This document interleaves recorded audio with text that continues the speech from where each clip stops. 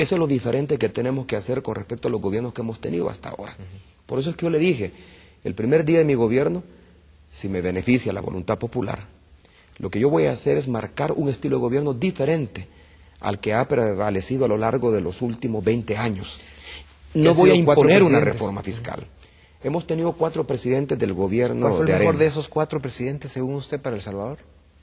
Habría que ver mejor a partir de qué. Sí, o el menos malo. Eso habría que evaluarlo también. Ya. Es una pregunta un poco compleja, pero de todas maneras, más allá de salvar las responsabilidades personales, yo hablo más de una responsabilidad de carácter corporativo. Porque yo no hablo de un gobierno de Arena diferente a otro, es una especie de continuidad, hay una concepción que ha prevalecido en el partido que está en el gobierno y que le ha llevado a ejercerlo durante ya casi 20 años. Yo más bien diría que marcando la diferencia con lo que haríamos nosotros y por lo cual nosotros nos presentamos con una fuerza, con compromisos diferentes y con una voluntad también diferente, es que no vamos a imponer las políticas públicas. Yo no voy a imponer una reforma fiscal. Yo no voy a imponer cómo es que vamos a hacer ajustes en el gasto y ajustes por el lado del ingreso. Yo voy a crear consensos. Tengo que platicar y sentarme con los empresarios. Tengo que sentarme con todas las fuerzas sociales del país. Pero lo que sí debe de quedar claro es que no es poniendo más impuestos o incrementando las tasas impositivas como vamos a hacerle llegar más recursos al Estado. Por supuesto que van a llegar más recursos al Estado, pero lo que ganamos haciéndole llegar más recursos al Estado lo perdemos cerrando empresas y perdiendo empleos y que se pierdan empleos. Lo que necesitamos es un consenso que nos permita desarrollar una cultura tributaria con responsabilidad social, reduciendo los niveles de evasión, elusión y contrabando. Así es. Formalizando la economía. Los países que han logrado desarrollarse, como mencionábamos, Chile, España, Estonia, el mismo Brasil, pues han logrado más ingresos para el gobierno desde la perspectiva del crecimiento económico. Y es por ahí por donde hay que lograrlo. Otro tema como referente antes de ir a nuestro último corte es la tasa de ahorro en América Latina, especialmente Centroamérica, es muy baja. Guatemala, Salvador, Honduras y Nicaragua están peor todavía. Anda alrededor del 15% del Producto Interno Bruto en lo que es el sistema de ahorro nacional. Ahí se ha demostrado a través de estudios analistas a nivel mundial que dicen que tiene que estar arriba del 22% la tasa de ahorro en los países para que realmente haya la base para el desarrollo. Y ese es otro elemento que hay que mantener claro en la ecuación económica, porque el fomentar y promover el ahorro pues pasa por haber logrado satisfacer las necesidades básicas de sobrevivencia, y ni siquiera eso hemos logrado en nuestra América Latina o en la mayor parte. Vamos a publicidad, regresamos en un momento para nuestro segmento final.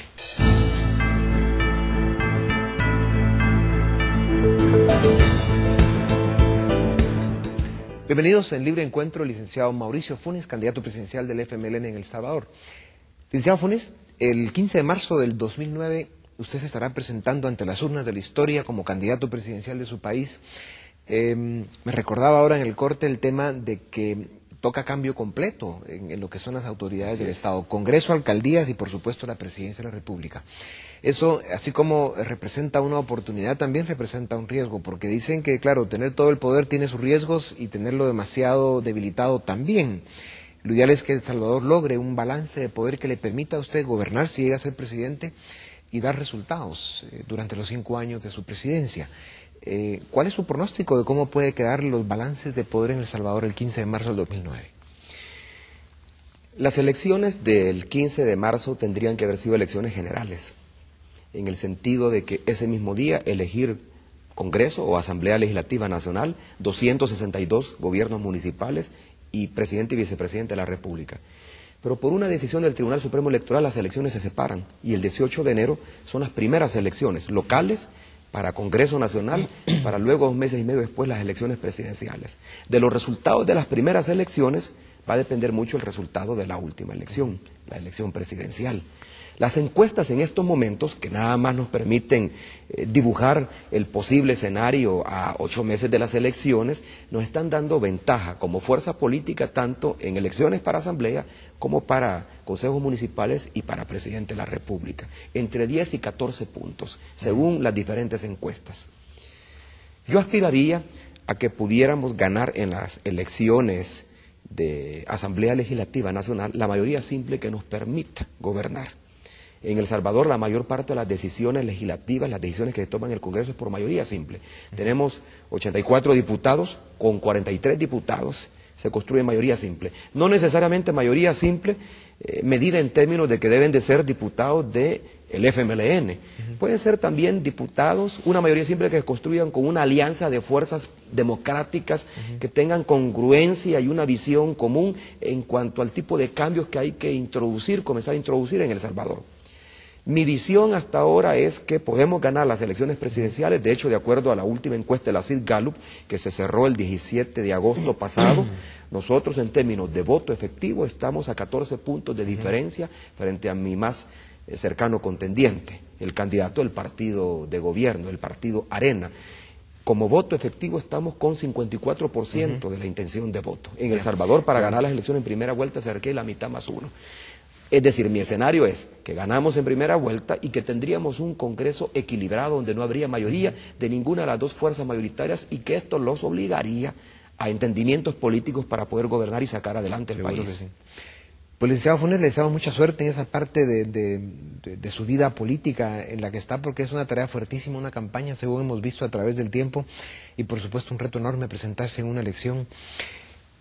En los últimos minutos, licenciado, yo me quería referir un poco a otra fase de su vida y en especial a un tema por el que sé que a usted le tocó pasar, que es la pérdida de un hijo, que probablemente es el golpe más grande que un ser humano puede recibir en la vida, que es perder a un hijo.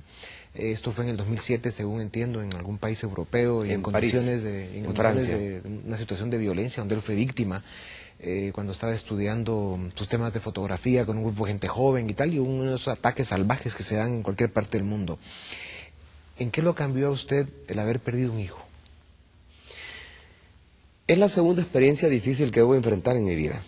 Cuando yo tenía 20 años de edad, perdí a mi hermano mayor, de 22 años, que es también el primogénito de mi familia. Provengo de una familia de 3 varones. Mi familia perdió a su primer hijo, a mi hermano. Ahora, el año pasado, el 10 de octubre del año pasado en París, pierdo también a mi primogénito.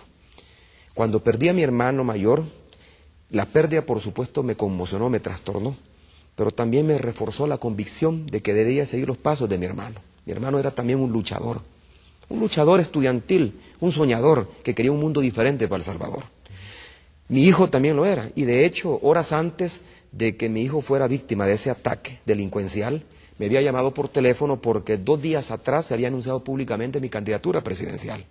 Y él me había hablado para decirme que estaba orgulloso del desafío que había tomado, pero que por favor lo esperara, porque necesitaba terminar de graduarse como fotógrafo profesional para trabajar conmigo y documentar gráficamente todo el trabajo de campaña. No fue posible hacerlo, pero al menos me sirve como aliento, como estrella que orienta mi rumbo, de que el mismo mundo diferente, sociedad diferente, incluyente y de bienestar para todos los salvadoreños que quería mi hijo, tengo que construirlo. Tengo un objetivo más por el cual luchar. Tengo el objetivo de que debo luchar por una sociedad diferente. No solo en El Salvador hay problemas de delincuencia o en Guatemala, también en París. Es paradójico que haya sido en un país desarrollado donde mi hijo muere y no en El Salvador donde tantos jóvenes mueren todos los días víctimas de la delincuencia. Justamente por eso es que entonces asumo con más entereza el desafío de construir un país diferente. Y cuando usted salga a la presidencia dentro de 5 años y meses, ¿cuál habría sido, en la menor cantidad de palabras que pueda, porque ya nos tiran la cámara, cuál quisiera usted que haya sido su mejor logro, el más importante?